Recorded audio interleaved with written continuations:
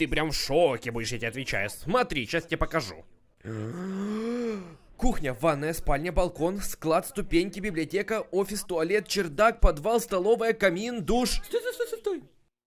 Что ты сказал? Да я просто объясняю тебе, что мой дом намного круче твоего.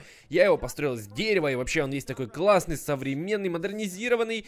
И тут даже есть душ, кстати. Ты можешь в него сходить, тебе бы не мешало. Давай, проходи. Так, но перед душем ты сказал, что построил камин? Да, Алекс, я что, потом забыл, что говорил минуту назад? Так, давай еще раз уточним. Ты построил камин Да. в доме Да. из дерева? Да, Алекс, именно так. Я построил камин. Маленький камин в своем доме, маленьком доме, сделанном из дерева. И что в этом... Окей, я понял.